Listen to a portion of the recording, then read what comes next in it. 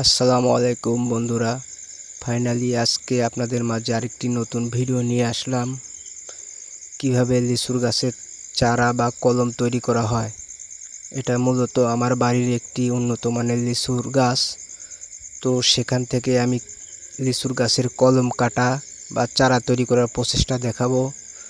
প্রথমত আপনার গাছের ডালটি নির্বাচন করুন এবং সমানভাবে চারপাশে ঘুরিয়ে প্রায় হাতের 3 আঙ্গুলের মতো কেটে নিন। এমনভাবে কেটে নিন যেন গাছের কোনো রকম ছাল না থাকে,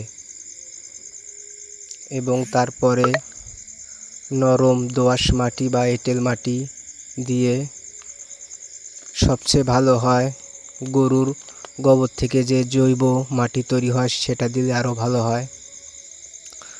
তো মাটি নিয়ে ভালোভাবে চাপ দিয়ে আটকাবেন, এমনভাবে আটকাবেন যেন মাটি খসে পড়ে না যায়।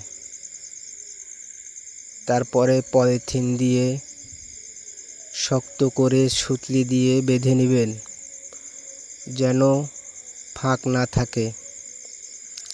এই প্রসেসটা আপনারা দেখে বাড়িতে এভাবে যে কোনো গাছের চারা তৈরি করতে পারবেন। এটা প্রায় 1 মাস অথবা 45 দিন পরে দেখতে হবে যে ভিতরে শেয়ার গজাচ্ছে নাকি।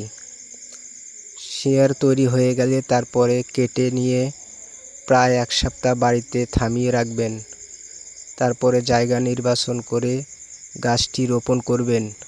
100% গাছ সঠিকভাবে বেঁচে যাবে। আর ভিডিওটা ভালো লাগলে অবশ্যই লাইক, কমেন্ট, শেয়ার করে বন্ধুদেরকে জানিয়ে দিবেন। ধন্যবাদ, সবাই ভালো থাকবেন।